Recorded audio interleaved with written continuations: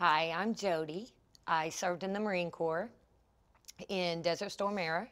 I was stationed in Okinawa, Japan. My job was administrative. I wanted to join the Marine Corps because actually my first boyfriend went in the Marines, and my family, my uncle was a Vietnam veteran. I was stationed in Camp Lejeune first, and then I took off 30 days, and my first tour of duty was in Okinawa on Camp Hansen. Unfortunately, I was brutally attacked, sexually assaulted by two fellow Marines that were in my company, one in whom I was befriended and trusted. The process immediately started. The Marine Corps actually did take full authority of the situation, investigated it thoroughly, and I feel like, you know, now I have my justice. Actually, the night of the rape, when I was in the hospital, they just transferred me to a counselor and to a social worker. I started receiving help before I departed, but shortly after that, I chose to get out. It was only in 2004, because of another veteran, that I filed a claim for the PTSD, because I realized I couldn't hold down a job. I still could not adapt to society when it came to employment. And so I started reaching out for mental health help in the county I was living in, but I could not seem to get rid of the anxiety and the dreams and just the desire to want to be in the military but not being in it anymore. So I reached out and I got help from them, and as my claim progressed, then I started going to the VA hospital. When I went to the VA hospital in Huntington, West Virginia, they immediately saw that I had PTSD and bipolar. I have been in the MST program, group counseling, twice. It helped me identify because it was mainly women, it was all women actually. And I learned a lot, and I learned that I wasn't the only one that had endured such a traumatic event. And it was easier to share, you know, and have compassion for each other. The group had taught us to care for ourselves. I've always had individual therapy. I just went through a PTSD program, and it's like a 16-week treatment plan where you discuss the traumatic event with your counselor or your psychologist, and you relive it until you realize that you're not living in that moment any longer. I went to a base, and I realized that I still had some anxieties.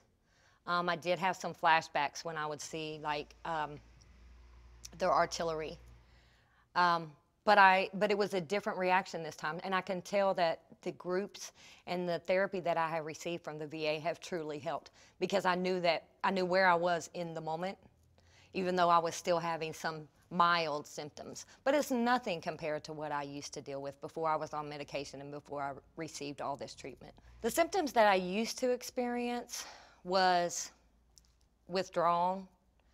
I would have anxiety really bad,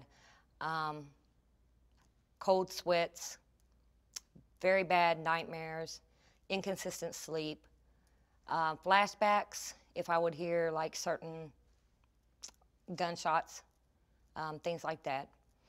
Now between dealing with it and being on the medication, I really don't have any symptoms, to be honest with you. I have some mild disruptions at times, but it's very manageable. Being bipolar has been very difficult for me. I didn't believe in the medications, but I would have so many ups and so many downs that it was hard to manage my life. I would go to counseling, but I would become dependent upon counseling because bipolars will become manic, and then we'll skip out of treatment for 3 months at a time, and then we'll be so adamant involved. But during those times in the medication, it has balanced me out. MST is something that a lot of people hide. I found through my counseling and through the MST that I went through, the group that I went through, that it's something that we have to live with. something that happened to us. But it wasn't because of us. It wasn't because of me. I did not provoke it. I did not deserve it. But for many years, I lived with the guilt and the shame, the anxiety, the worrying. It was a power and control of authority, abused. And once you accept that and realize that, it's easier to let go. So I wish more people would be more apt to accept the fact that it does happen and talk about it. Because talking about it only releases the grief and the forgiveness that you need to give to that person. The last 5 years, I have been married to my third husband. He's a veteran as well. He's prior Navy, and he has helped me tremendously when it comes to dealing with my PTSD. He understands the military, understands what we have been through. So he has been very helpful in my treatment. I enjoy being a veteran.